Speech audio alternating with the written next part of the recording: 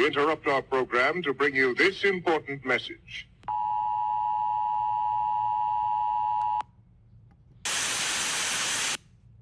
I'm back.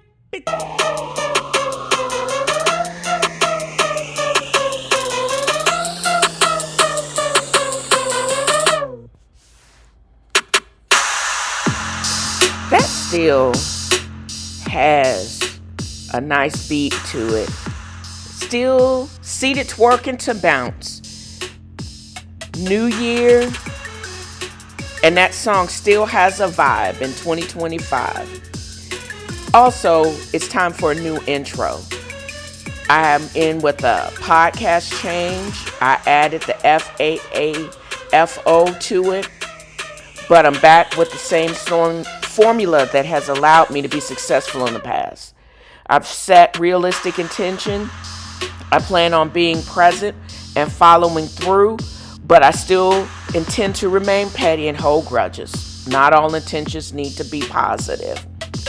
Also, I will be unengaged and unbothered by people and things in my life that do not serve me. That means parasitic people, unsolicited judgments, biased newspapers, and mainstream banks. I will not apologize for maintaining my mental peace. Happy and unbothered and at peace because I'm at unbothered. All day, every day, being unbothered is my way. Join me. To my homegirl Naquita J. Elmore, Najee. Lift every chair and swing till all them white folks scream. Thought y'all could run up on our black king. I'm glad the squad pulled up, dedicated to Nuck if you buck. May it resound loud as the rolling sea. Throw your hats high in the air until Unc comes with the chair. Swim the seas until our cousins come and they rescue me. Let this be a lesson to y'all. Remember the Montgomery brawl, where white folks fucked around and they... So in this part of the episode of Woke History, Black Wall Street, and other white hat moments, I want to basically reiterate or just explain why that I can't, and it's my understanding or where I am right now that we're moving into an age where it is, we already knew this. It's been going on for the last couple of years. More rollbacks of Black history as a separate entity is being cut out of mainstream schools. But if we're going to continue to move forward, we still have to know an unwhitewashed version of our history. We know we have to remember and continually be reminded of who we are, what was going on back in the day, so we could continue to move forward in spite of stupidity. With this age of continued rollbacks and DEI being becoming like almost like a curse, all I can do is say we tried to tell y'all how not to treat us. We wanted y'all to understand why you haven't been punched in the face, because not only did your this and the DEI, these programs and trying to teach y'all about how not to do microaggressions is because this is the compromise. DEI was a compromise from going from not getting us turning on the oppressors and punching y'all in the face or the neck. This was the more peaceful way to do that. Where did it come from? And why am I talking about that and talking about a bus boycott? In Montgomery, in 1955, Rosa Parks was tired. She just was tired. She did not and was not going to give up her seat because she had worked all day and she was in that nebulous zone. Racists work real hard to be racist. And this segregation was expensive. Y'all had to have zones on your buses, zones in all of your inhabitants.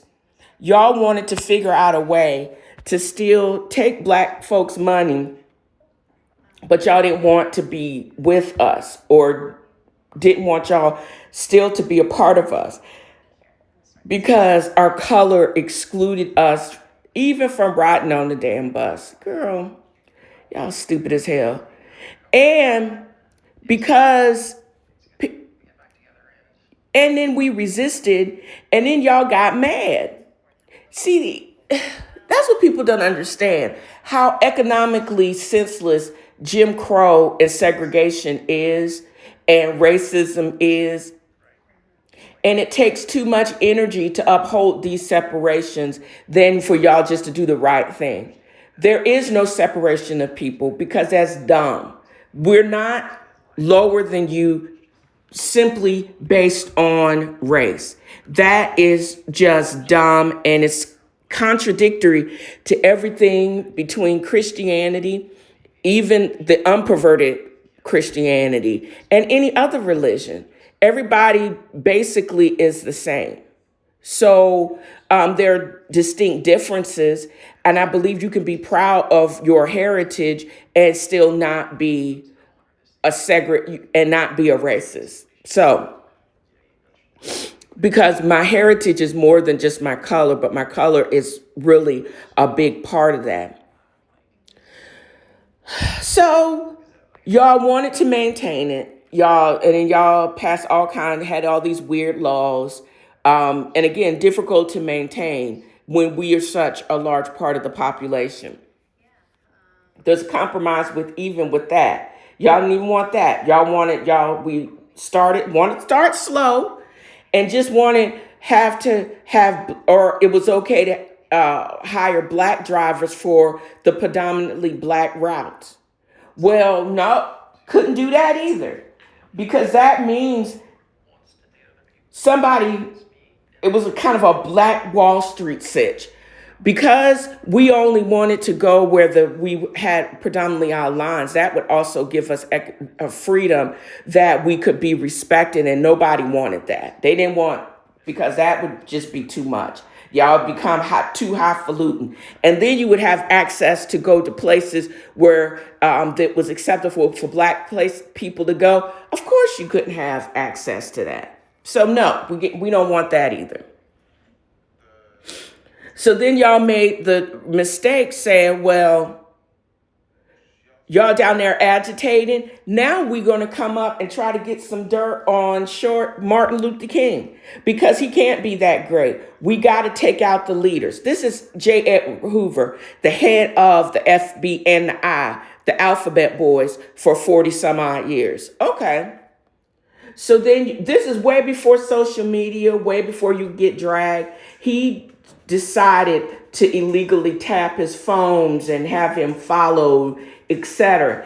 And what they couldn't find, I'm sure they were at liberty to make the shit up, because he can't be that great, because he's a Black dude.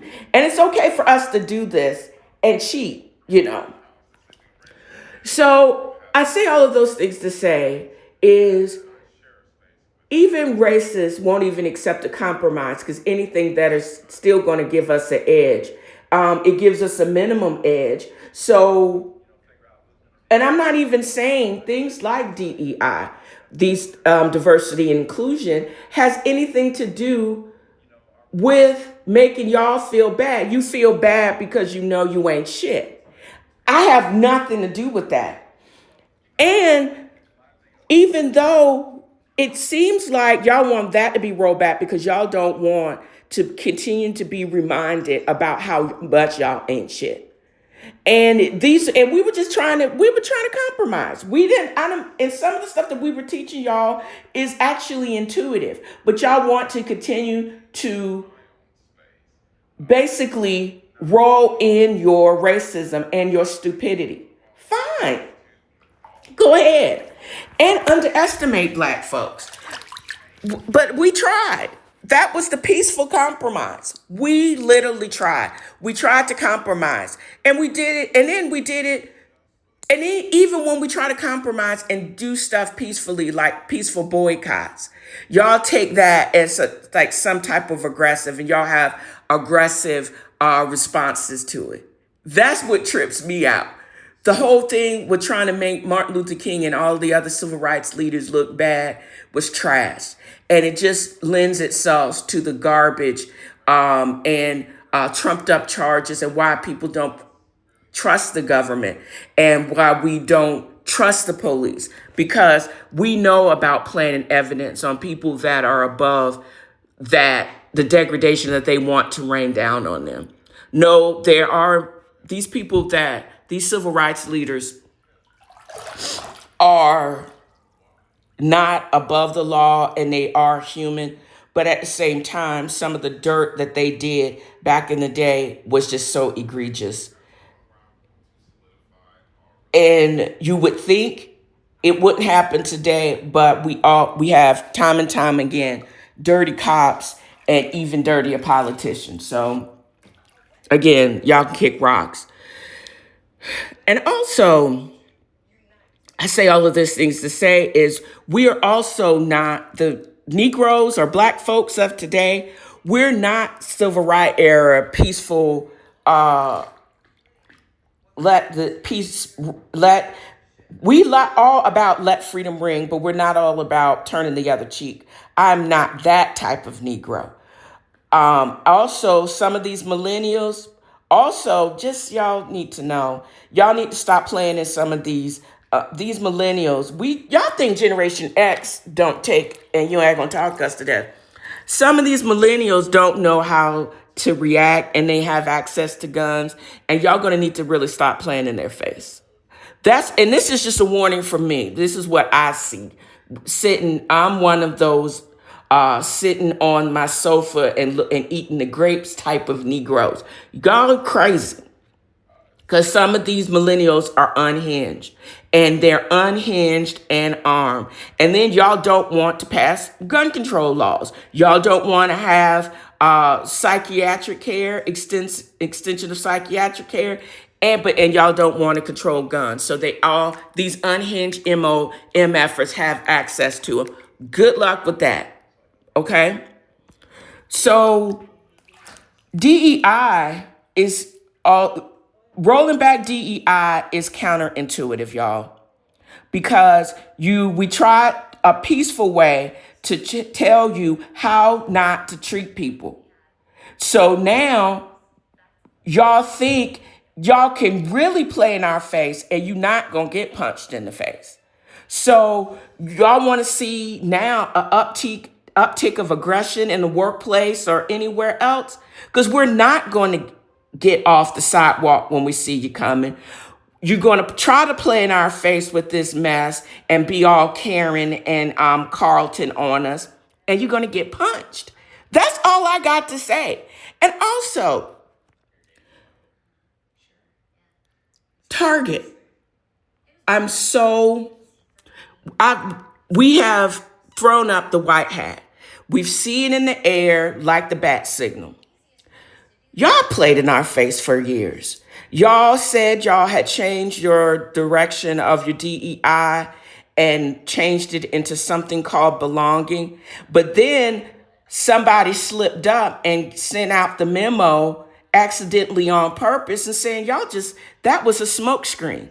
And y'all rolling back your DEA initiative. All those collaborations and the mahogany are all lies. Y'all took our money, billions, for years, and now you're wondering why there may be a run on your stock price. Who wants to rage invest with me and short them MFers? Some of these retailers are not understanding until you run their damn pockets. And I'm with that. I'm with divesting. I'm with if you divest and then you still gain when the stock prices drop. I'm tripped out that since the announcement that they rolled back on DEI, there have been all of these revisions in the stock price of a brand that Black folks trusted. Not only did our bougie asses shop there, and all the collaborations that increased their revenues, like the Tabitha Browns, now it was all for naught. And they lie, just like Walmart, just like Ford. And it tripped me out that the bus that Rosa Parks was arrested on is now in the Henry Ford Museum, one of the biggest races, because he didn't want to sell to us. While Cadillac was like, good, give me that money. They're under the GM brand now, but they were the only ones back in the day that would even sell to us new cars, even through the 60s, all through the Civil Rights Movement. And again, I say all of those things just to say, number one, stop playing in our faces, y'all, because you're going to get punched in the face now. We tried to tell y'all a peaceful way to deal with us and how to stop being dumb and racist, but y'all don't want to listen, so you're rolling back all these initiatives. Good. Now you're going to get what you're going to get. And you're going to wonder why there's an uptick in aggression in the workplace. Because y'all are stupid. Y'all want to wallow in your dumbness, and y'all want to still continue to make it right for people to say it's okay to play in people's faces. Fine. Then you take the consequences, because there's consequences for your retarded actions. Number two, we bougie. We have discretionary funds. We don't have to shop with you. There are places and listservs like Shop the Hood. We are getting into other melanated people's DMs and finding out, where are you shopping? Where did you get that? You can actually navigate to podcast notes, but you could just go to shopthehood.com. And so there was somebody that reacted negatively to the name of the website. That's colloquialism for the hood is my hood, our hood, Black folks' hood. And the people that run it, that website actually look like me, and I trust this gap-toothed lady. And I also love how she has curated her different categories for Black-owned, Black women-owned, and people of color items on this site, because I do still need to shop. I still like to shop now that I know that I have more options than Amazon. I don't even trust Bezos and his lazy ass self.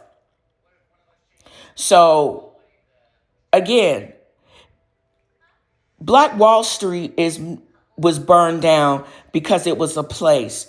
But I firmly believe that Black Wall Street is a state of mind. Supporting our own banking, like the One Uniteds. Shopping on the curated sites like Shop the Hood.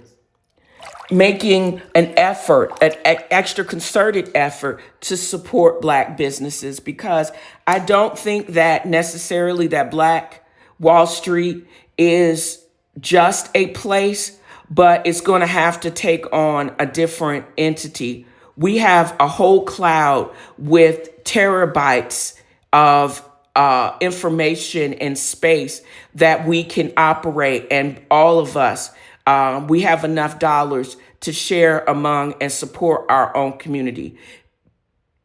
This people or retailers that have made decisions like Target and Walmart really do think that we are going to continue, or we have to support their establishments. When they don't want us there, when they have made it clear they don't want us there, and they don't care about how we're treated, and they don't want to make the extra effort to continue to have a diverse workforce, even though that diversity makes them stronger. They don't care. They don't want people that look like me to be in places of power, to be a beacon, or an encouragement to others that look like me, because they say it doesn't really matter and we don't have to.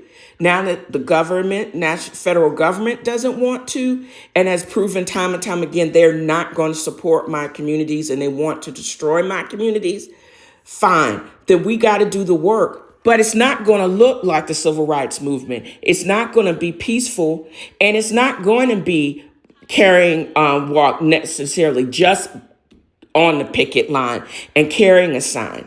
It's going to be where I spend my dollars.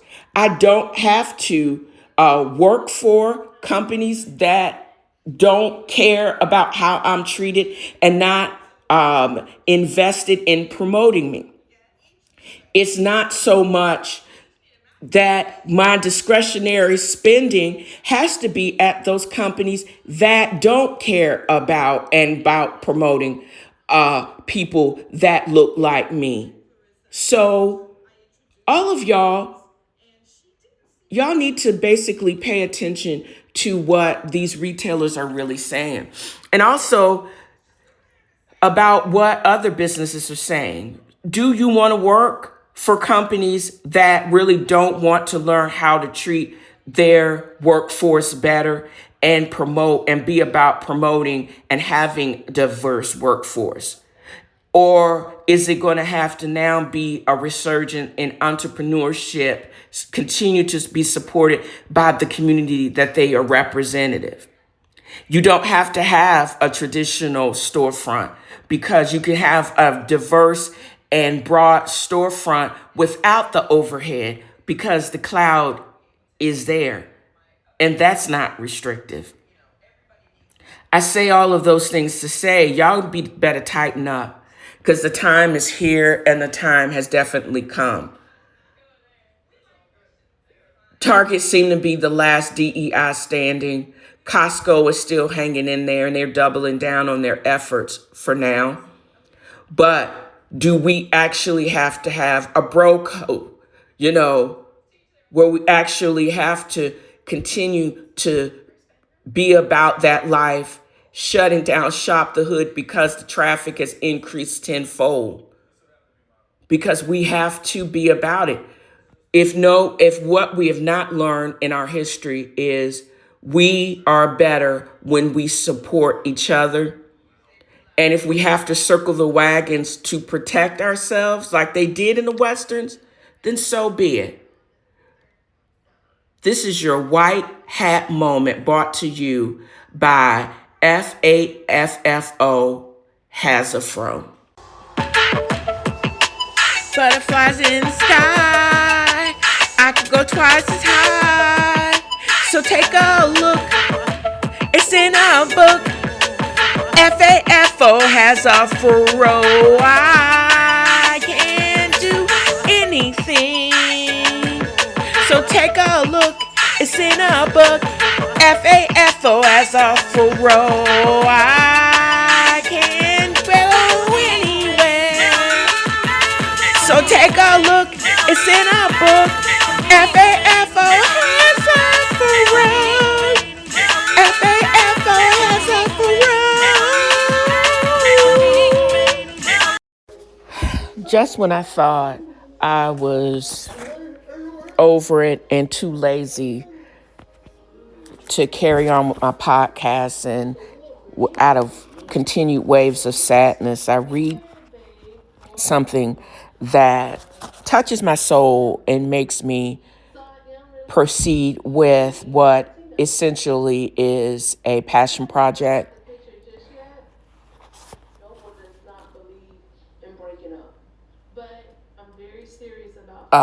Olivia leans forward and says, "Tell me why you write poetry. Why do you even want to?" Because I don't understand the world. I hardly even see the world. It makes me crazy sometimes, and I'm not kidding. All right, and does writing poems make the world more understandable and less crazy? Barbara thinks of how Odenowski faced change in the elevator and how everything she thought she understood about reality fell to ruin when that happened. No, less understandable, more crazy, but there's something about doing it I can't explain. I think you can, the old poet says. Well, maybe a little. Sometimes I write a line or more than one, once in a while a whole poem, and I think, there, I got that right. Oh man, that sense of relief. So the reason why, that's from Stephen King's book, Holly. And I freely admit it's taken me a minute and to get through the book itself, because I kept getting hung up on some of the parts that were kind of slow, and I kept trying to wrap my mind around the absolute piggery and bigotry of the Harrises. They couldn't even, and arrogance. As serial killers, they're the worst type. And they couldn't even realize their bigotry and patronizing manner that they treated Barbara Robinson, the young poet who I now think is probably 17 or 18 years old and who is talented. Their bigotry and their playing with her basically saved her life, because I firmly believe that they would have thought she was a great specimen and was worth eating. And they, in their cannibalistic tendencies, they would have, because she saw too much. She saw the van. She's connected to her brother, Jerome Robinson, and Holly. And she is a survival of a killer. Not only am I interested in reading about this Chet Odenowski dude, I'm also encouraged to also finish this book and see how it all turns out, because I hope that both Barbara and Jerome and the old lady who's getting ready to turn 100 years old, the poet, her truth telling and her willingness to see Barbara as a talented poet and also a black woman, but the black, her being black does not predicate or does not lessen her ability to be a great poet. And although it is there, and it's also contributing to the greatness, but her life experience at such a young age and the way that she sees the world at a young age has something to do with it. And I think the way the chapter ends, and it's just not, and I also was trying to make sure that Stephen King wasn't trying to play in my face and he was trying too hard to make me think that he's woke. I think he's walking that fine line of a liberal when the old white lady leans forward and she basically says, "Do you understand you're good at this?" And Barbara thinks, on the basis of 3 or 4 poems, you know this how. But she whispers back, yes, because she knows. And Olivia basically leans forward, and it's kind of funny that Barbara notices this. She says, Low voice carried on a waft of faintly bad breath, she says, "Did Emily ask you if your poems were about what she likes to call the Black experience?" "Well, she did say something. And the poem I saw and the ones you read to me weren't about being Black, were they?" And she said no. The hand on her wrist tightens. "I'm going to ask you a question and don't you dare. Give me your promise." "I promise." "Do you understand that you're good at this?" Implying that she's good at this, not just in spite of her being Black. She's good at this is just because she's good at this. And I don't know if this is him trying to imply that she's a good poet. She's a Black woman and she's a good Black woman poet. And she's good at it because she's good at this. And these are her experiences. And this is the way she's going to keep the poison. Her being creative is her way of keeping the poison out. She has to create because she's compelled to create to keep the poison of the world out of her space. And I'm trying to make sure I'm understanding that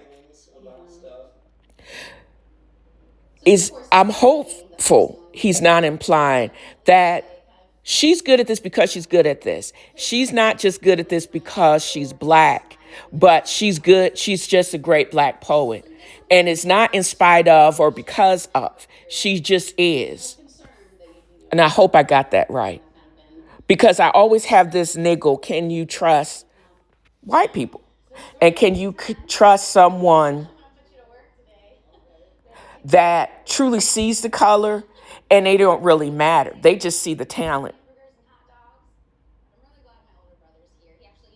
Because you can see their color, but you can also recognize the talent. And I'm glad he has not yet said that she's colorblind or some other BS.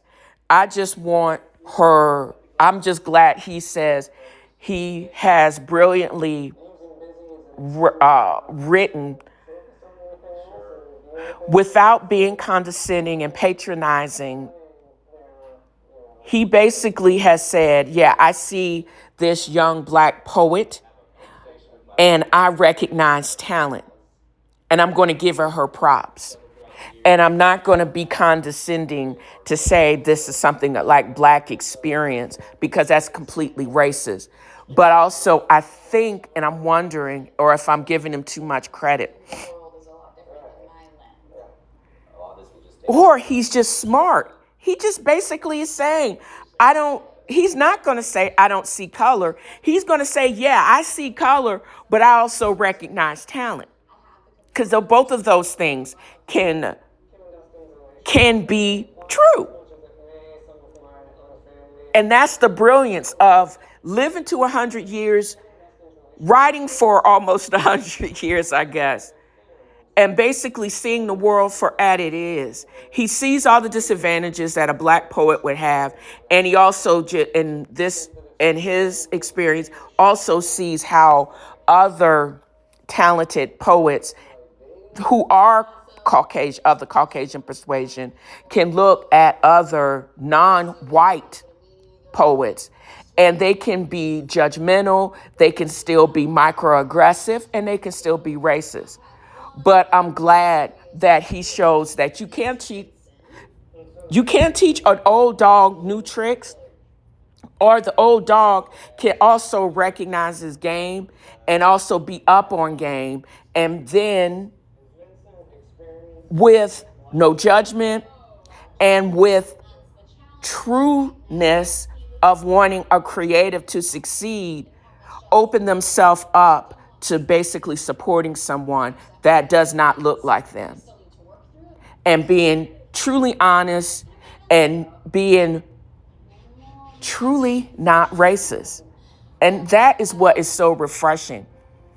How I'm going to be able to proceed, I'm not going to be able to not create and continue to read books like this and to search for other books and writings like this in my own path.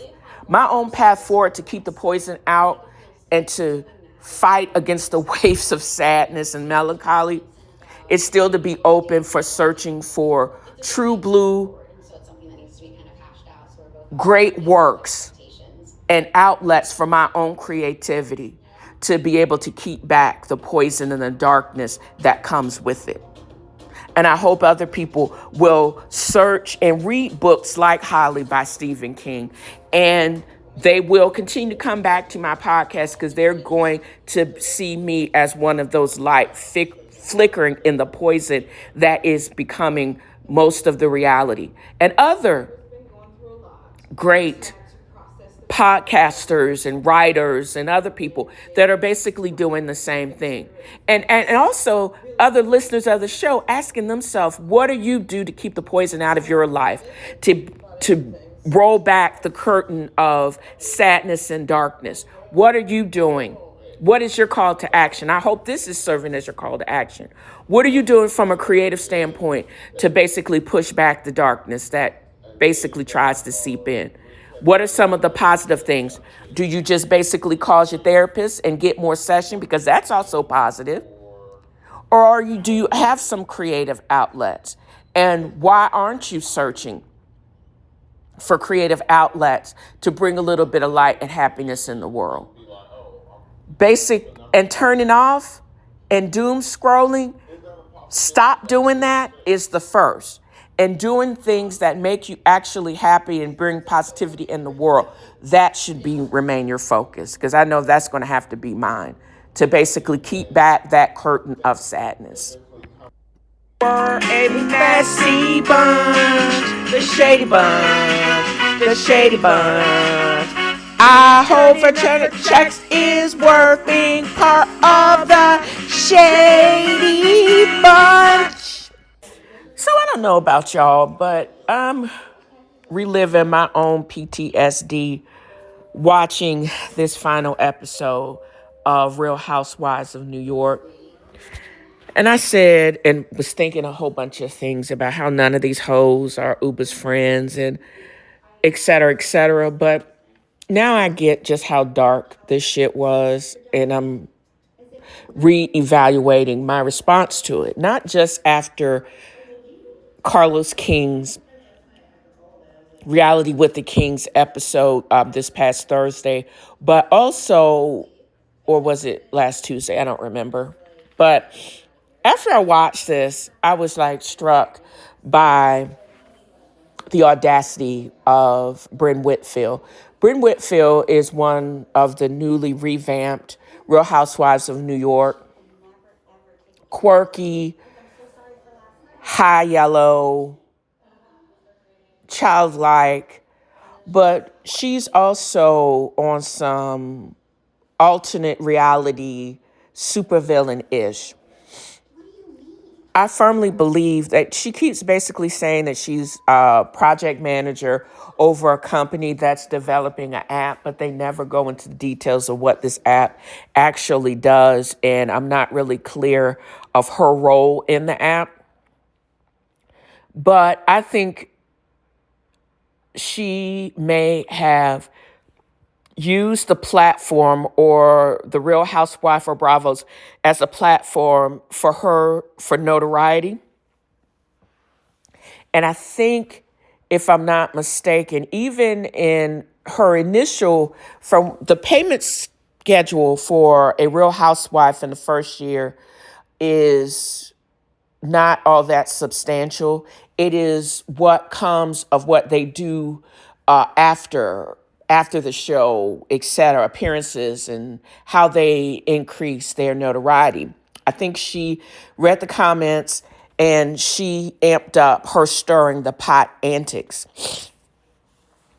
This last episode was one of the reasons why their sophomore season, and why now all of us realize you cannot completely revamp a show like Real Housewives with a whole bunch of newbies, and it's probably not going to work. You probably need some OGs in there to keep it real.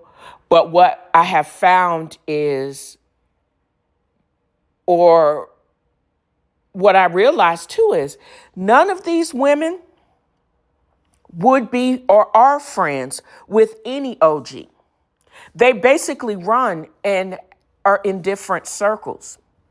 I also realized that a lot of this is what I got from Carlos King, and I'm going to actually put the link to his recap of this last episode too. None of these bitches are friends. They basically do and try really hard to have a moment, and it's mostly performative. But this backfired. Bryn, girl, you in danger. What this stunt you pull and this lie that you told is so Phaedra Parks 2009 when she lied about Candy having an inappropriate relationship with Portia. Y'all remember that? And soon after that reunion, when it was revealed that Phaedra lied, she tried to backtrack and blame it on production. No, you told that lie. Portia realized it too late, and then all hell broke loose. And then right after that, Phaedra was sat down, or she was paused for about 6 or 7 years until she came back on Traitors and Married to Medicine. So you can, number one, you can't lie, and you can't blame production on that lie. And it just so happens, I don't know, that's when Carlos King left the franchise.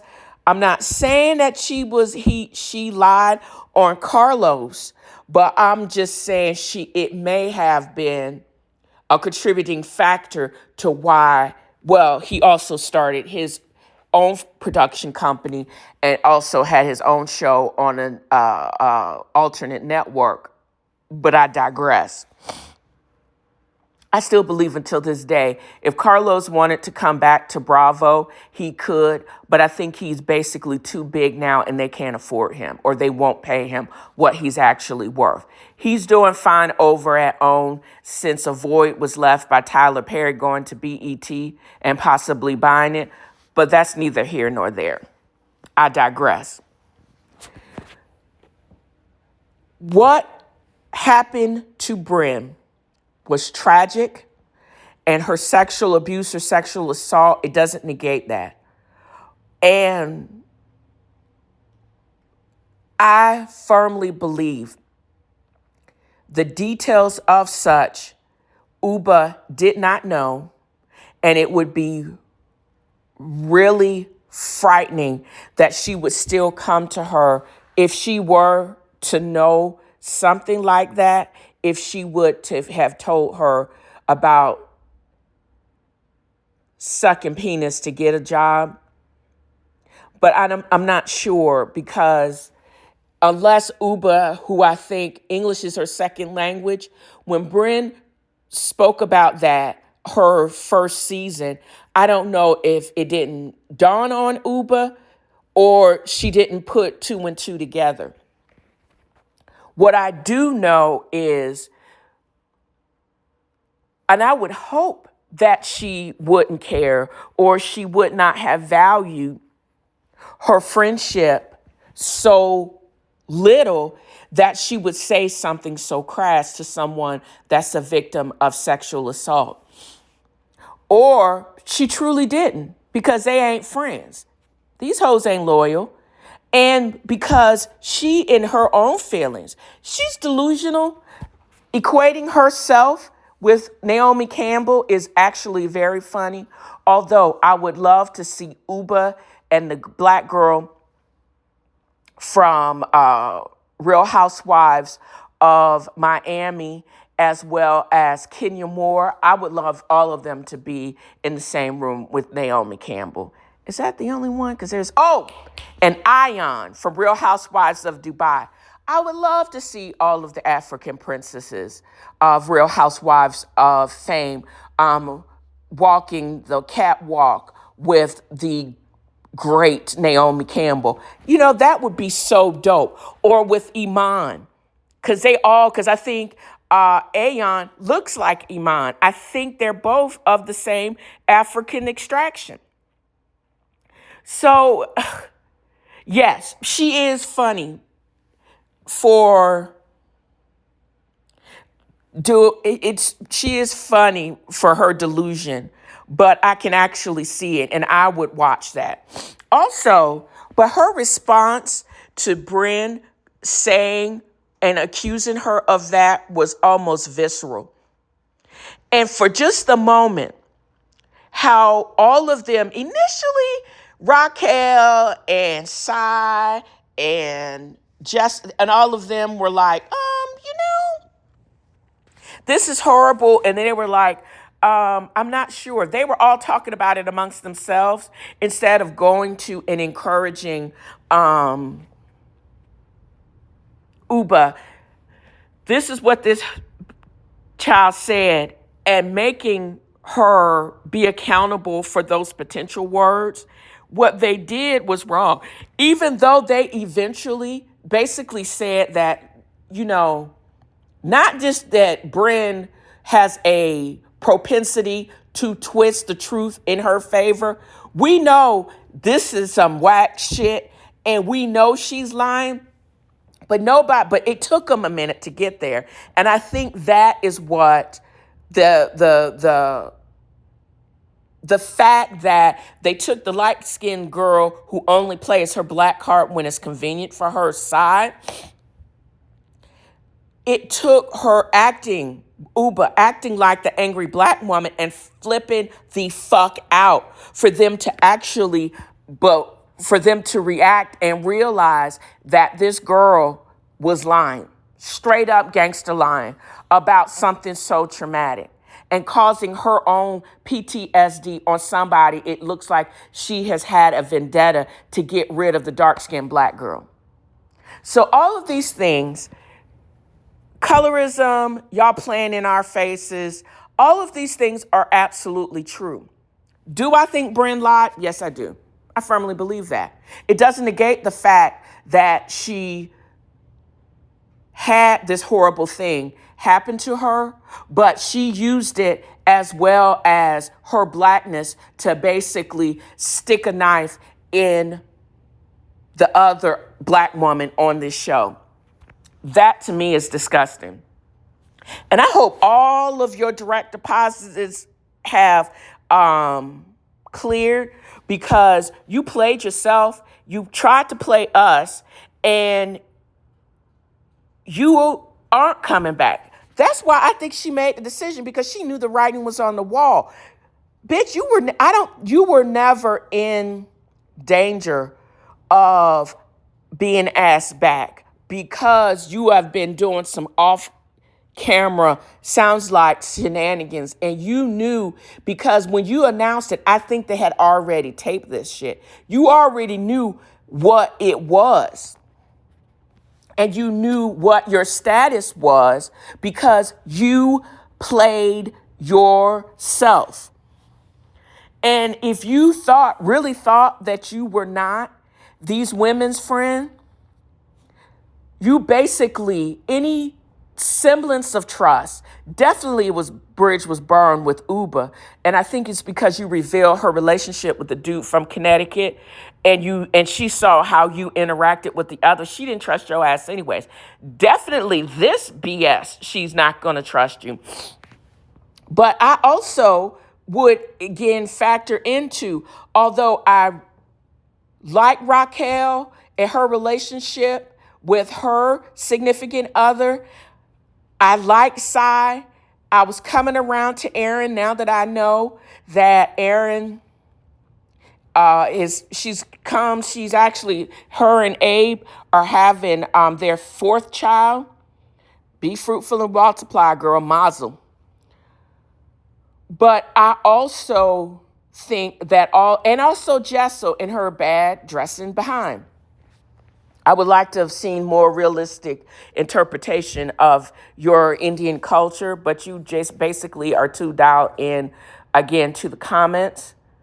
I would have liked to see more realistic representation of relationships. I don't get any of you. I'm not invested in any of your personal life and any of your interactions with the women, because it seems that none of you are genuinely friends, and everything you try to do is for a moment. And I hope all of your direct deposits have cleared, because it appears that not only has Bryn in danger of not being asked back, I would venture the chemistry is so off with the rest of y'all. I don't know whether they're going to put all of y'all on pause and then have to, if they would come back, either invest in the OGs coming back or basically canceling that whole part of the franchise. It's not a ratings, because it is a numbers game. Nobody wants to see fakery. I know I don't. And I only tuned in for this last episode because it was so dark. And I'm probably going to watch the reunion because I'm going to see how poorly or how positively y'all are going to address in a productive way the nonsense of this past season, and definitely the debacle of that season finale.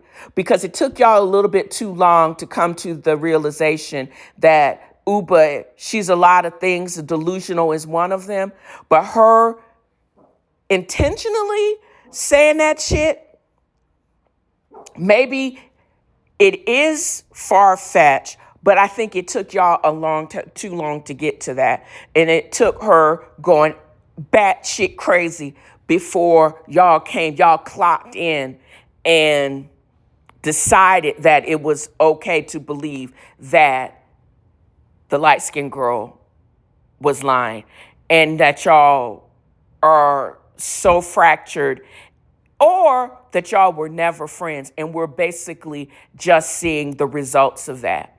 And completely revamping a franchise that is so iconic as RHONY, probably is a bad idea.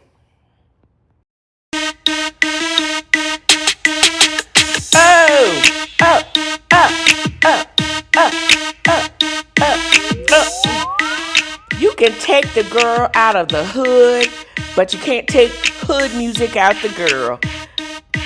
But I'm going to end this with a word, just as I started this podcast. Do or do not do. There is no try. And that's a word from Yoda. I hope I have conveyed just how much fun I have had in creating this podcast. I've got my mojo back. Just set your intention or reset your intention. It could be daily if necessary. Mine is peace. No mental dumping over here. If I'm acting like I'm not listening, I'm probably not. I'm not your therapist. I'm not a therapist. Keep the crazy to yourself, child. You do you and leave me be. The sooner you figure that ish out, the happier you will be. So this is what I want to convey in this podcast. And that wraps another of FAAFO has a fro. Join me next time as I throw shade and point out the shade and simply have fun. Y'all have a great new year.